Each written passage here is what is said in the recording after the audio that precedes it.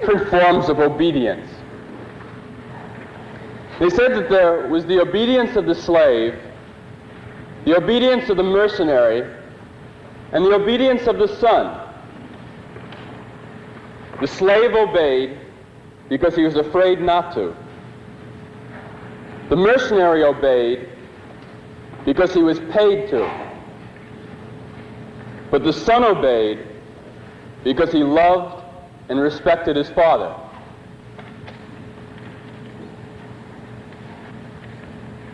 I think all of us have experienced those three forms of obedience in our Christian life.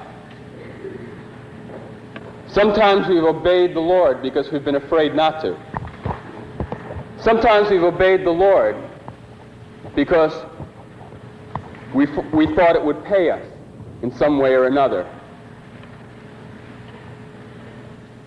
But what the Lord wants us to do is to obey Him as a son, because we love Him and respect Him, and we want to obey Him, and we want to offer our life to Him.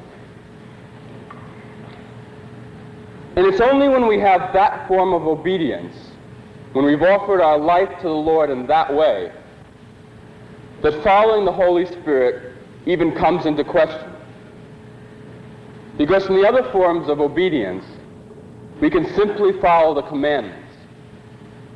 But it's when we want to offer our life to the Lord, and we want everything that we do to be led and formed by the Holy Spirit, that's when we want to follow the leadings of the Holy Spirit.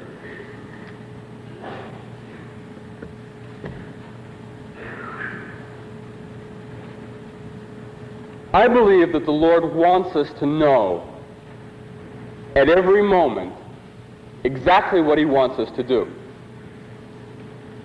He doesn't want us to be in confusion. He doesn't want us to be in blindness. He doesn't want us not to know what the right thing to do is, or what the good thing to do is.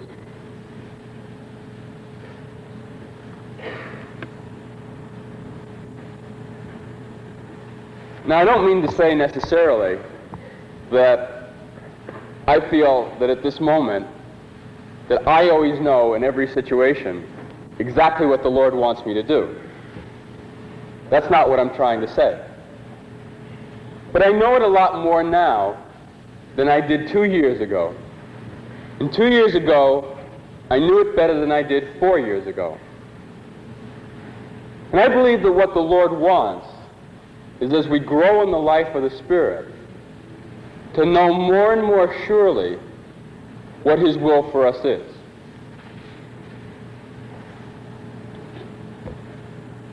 In the Gospel of John, when the Lord talked about the sending of the Holy Spirit, what He said was, "I will send you another Paraclete," which is sometimes translated advocate, or counselor, or encourager, or comforter. And in Jesus' time, in the law courts, the Paraclete was the person who stood next to the defendant to help them. Maybe the closest thing that we have to it, the closest term, would be something like attorney for the defense. The Paraclete is the person who stands with the defendant to direct him, to encourage him, to befriend him. And when the Lord said He would send us another Paraclete to be with us, to be in us, what He was saying was that God Himself, in the form of the Holy Spirit, would come to be in us, so that we would know what to do, so that we would have His constant direction. And as we grow in the life of the Spirit, as the Lord teaches us, informs us, and makes our life more and more in Him, then we should know more and more perfectly, because of the Holy Spirit who lives in us, what God's will is for us.